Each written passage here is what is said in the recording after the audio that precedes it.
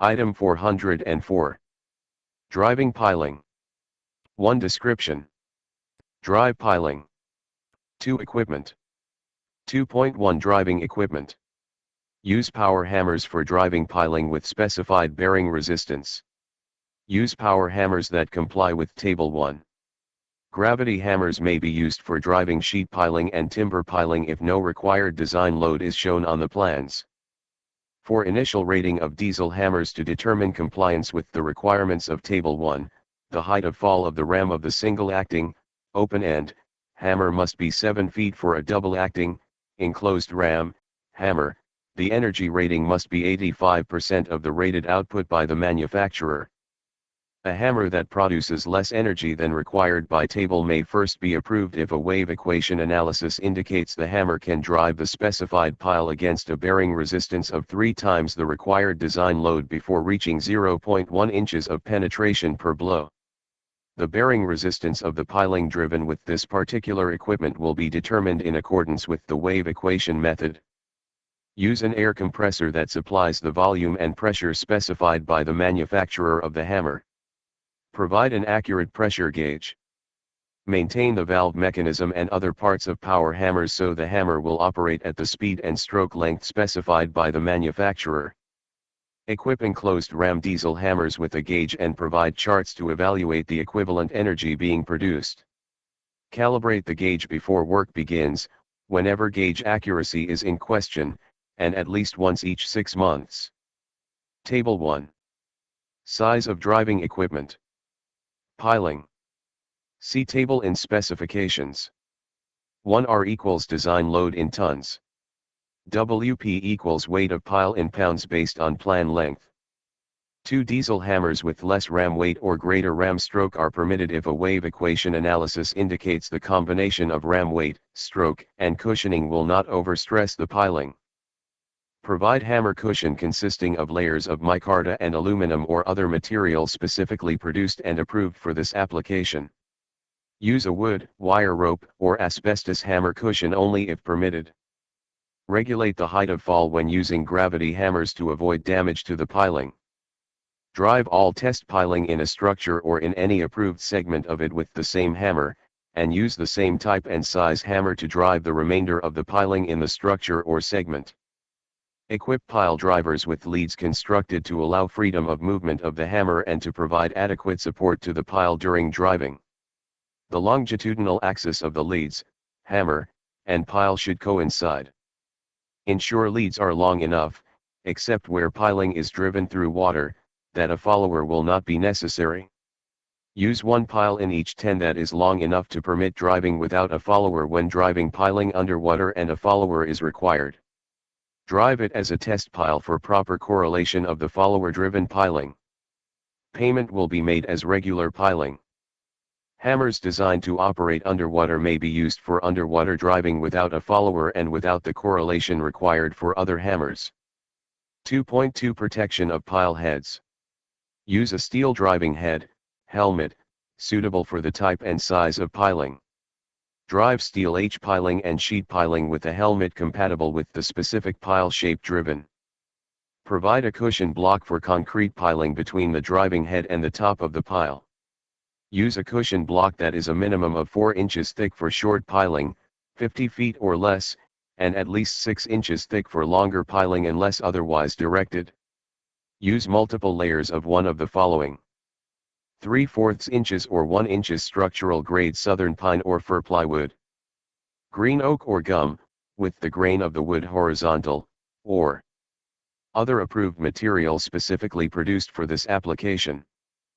Pay special attention to the condition of the cushioning material. Drive no more than 3 piles with 1 cushion block. Change cushioning more frequently if necessary to prevent damage. Immediately replace any cushion block that has ignited. Do not use a tight-fitting driving helmet for concrete piling.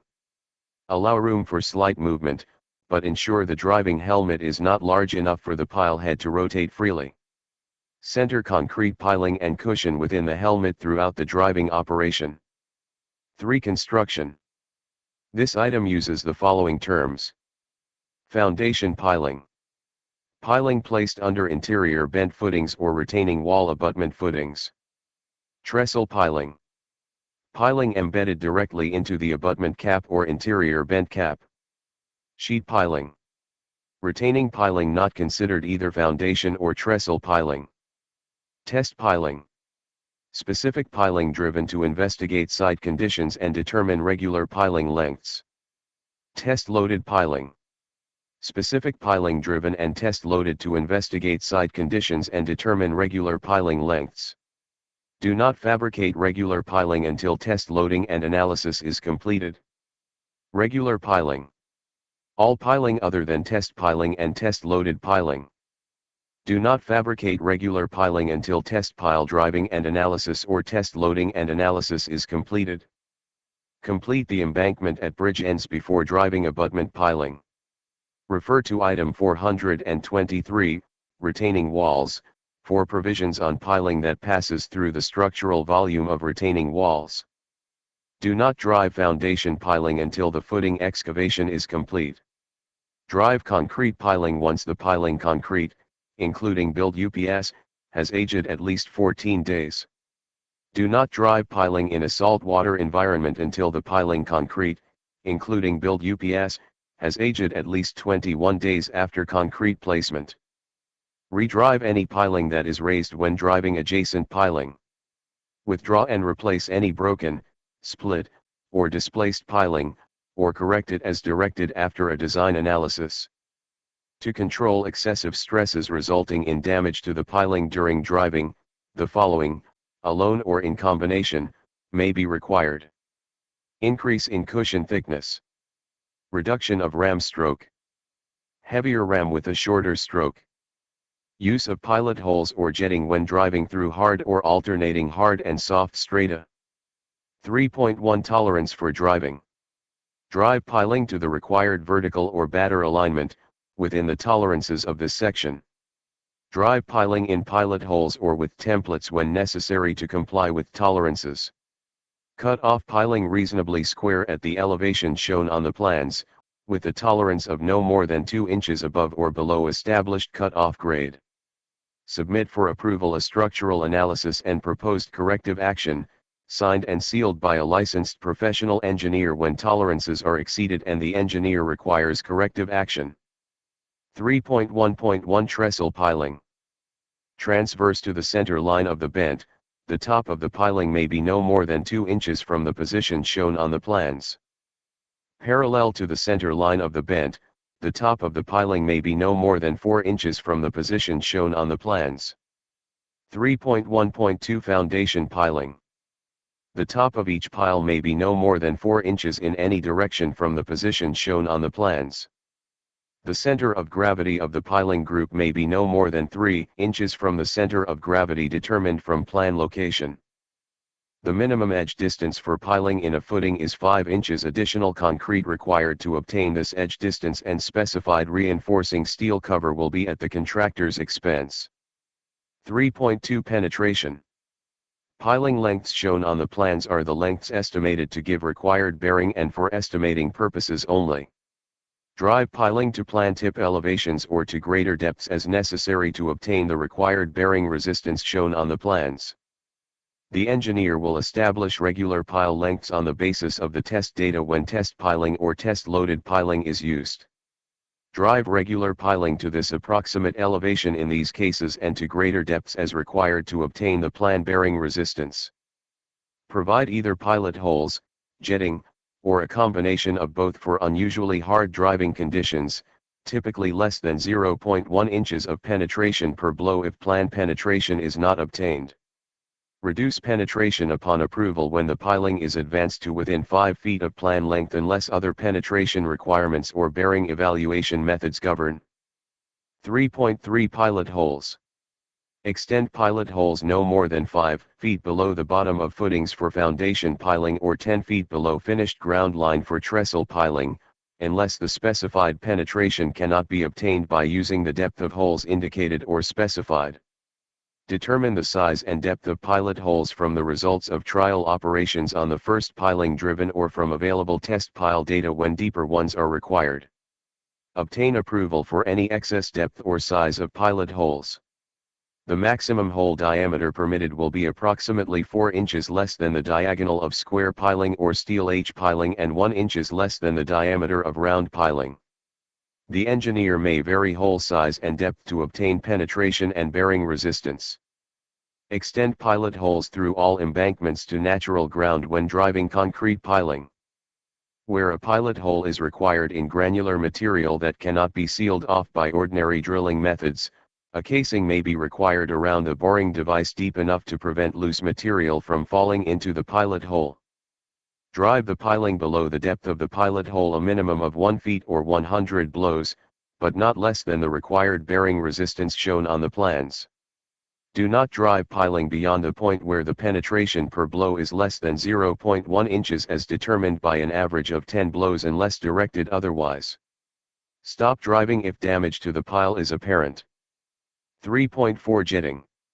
Jetting is permitted when the specified penetration cannot be obtained by driving and pilot holes or other methods are not feasible. Submit details of the proposed methods for approval before jetting. The engineer may authorize varying depths of jetting to achieve the desired results. Jet as required in conjunction with driving but only to the approved depth.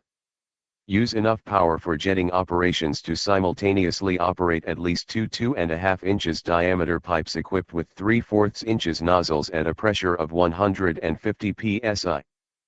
Perform the jetting with 1 or 2 jets as determined and approved from results of trial operations.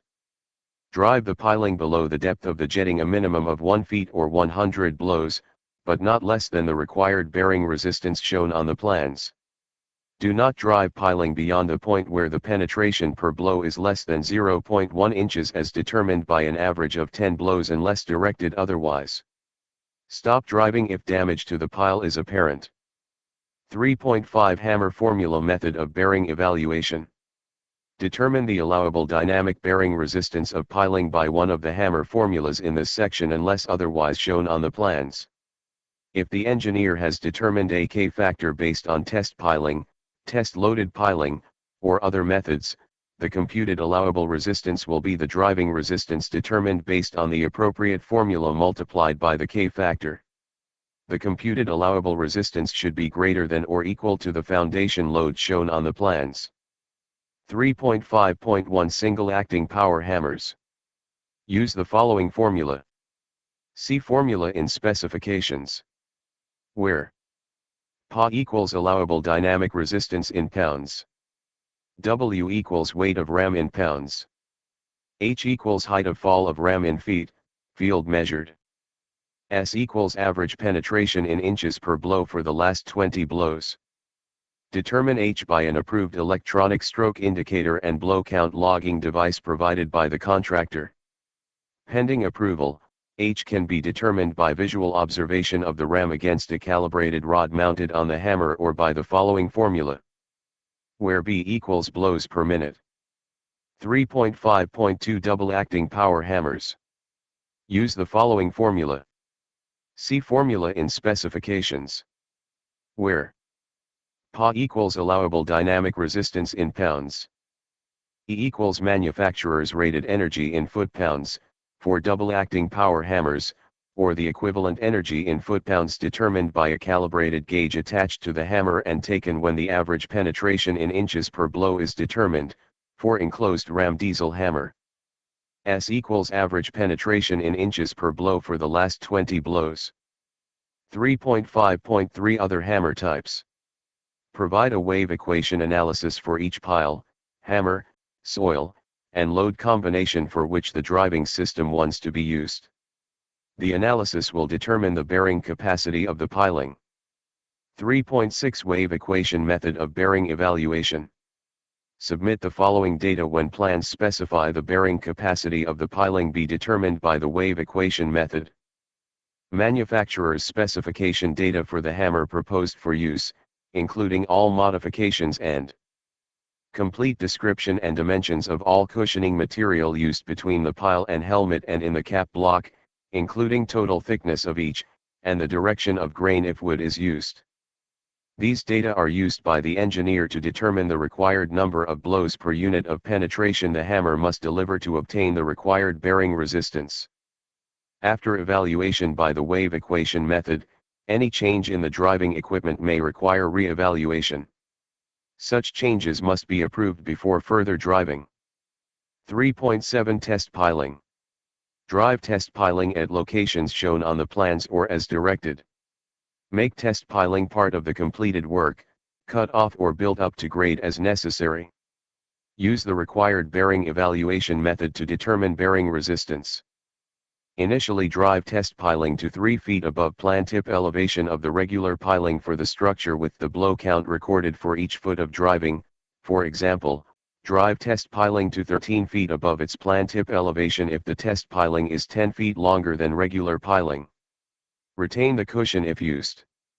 Redrive the test piling the additional length required by the plans at least 7 days after the original driving with the same hammer and cushion originally used. Record the blow count for each inch of driving for the first foot, for every 3 inches for the next 2 feet, and for each foot thereafter. Provide the data to the engineer for use in determining regular piling lengths and K factors. The K factor will be determined based on the following formula.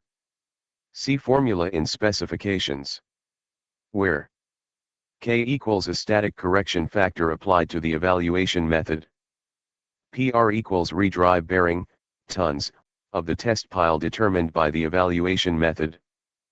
P equals original bearing, tons, of test pile determined by the evaluation method. 3.8 Test loaded piling. Conduct test load in accordance with item 405, foundation load test. Provide the data to the engineer for use in determining regular piling lengths and K factors. The K factor will be determined based on the following formula. See formula in specifications. Where K equals a static correction factor applied to the evaluation method. L equals maximum safe static load proven by test load. P equals bearing resistance of the test loaded pile determined by the evaluation method. For measurement and payment. The work performed, materials furnished, equipment, labor, tools, and incidentals will not be paid for directly but will be considered subsidiary to pertinent items.